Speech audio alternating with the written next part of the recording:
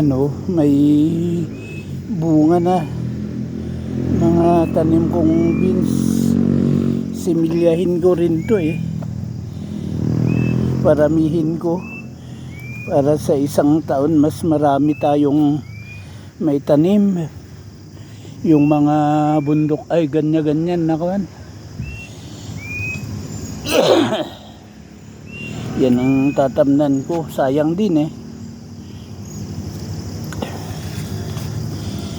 Kung hindi ubusin ng daga, ayos.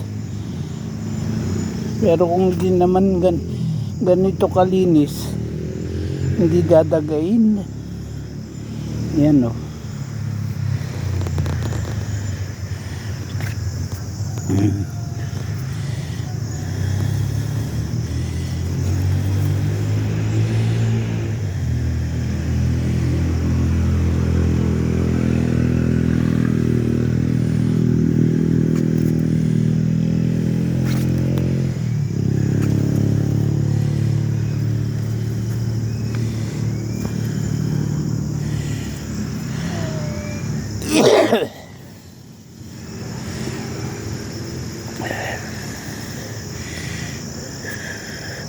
Yan ang isprayhan ko ng herbicide.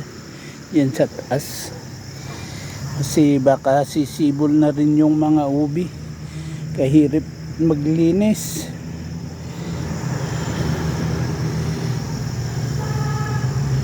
Oh. Ito rin yung tanim kong sitaw na turo. Ayan oh.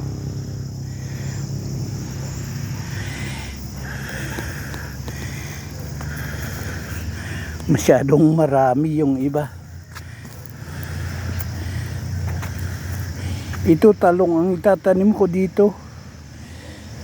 Magkakwanto. Mga last week of April. Oo. May na. Tatamnan ko ng talong. May punlan na ako dyan. Papakita ko sa inyo kung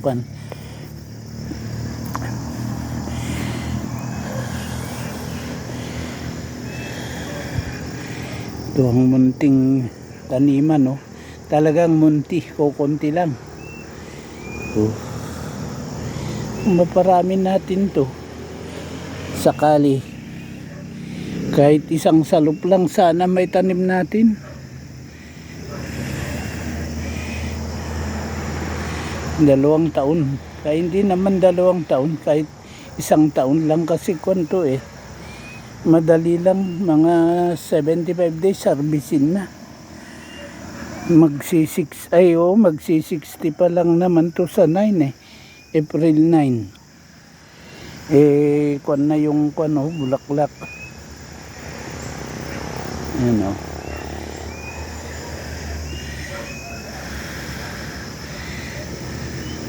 Ayan o.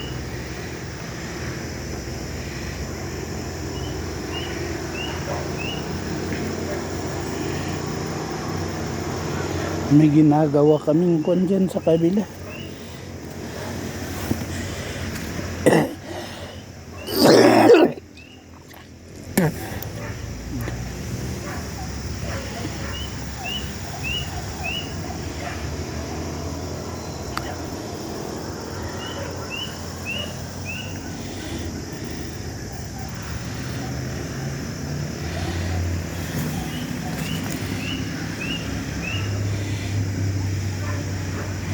Ito lang sana magawa kong greenhouse to hanggang doon.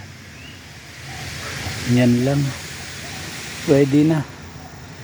Kahit asparagus, plano ko asparagus tatanim ko.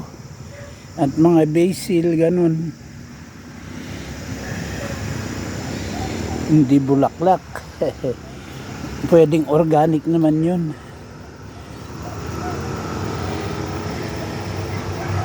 Yun din ang plano ko dyan sa maluwang dyan sa taas. Mga asparagus, basil, ano pa yung mga iba.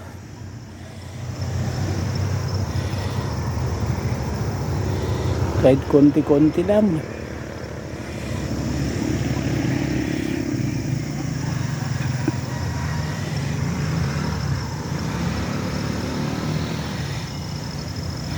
pakpak ko sana. Pero kailangan yata yun ng maraming tubig.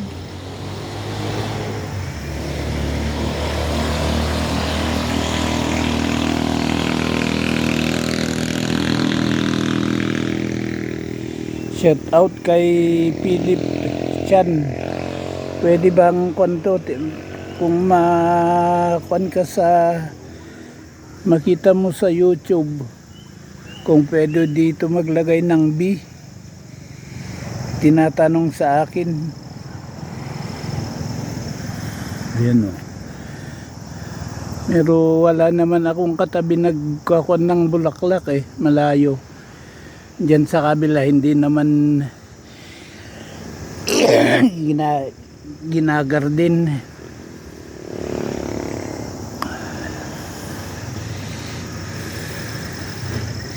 Ito.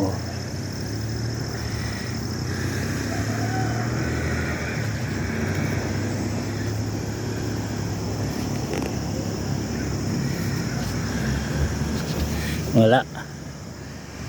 Ito.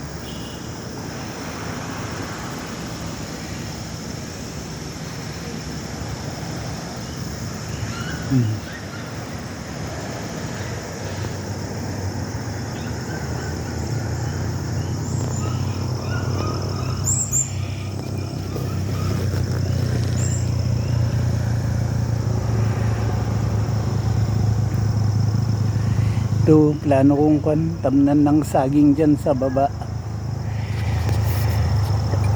Mga saging na yun. Basta kahit sa anong saging. Kasi pakabakain din ng mga alaga kong manok. Ayun.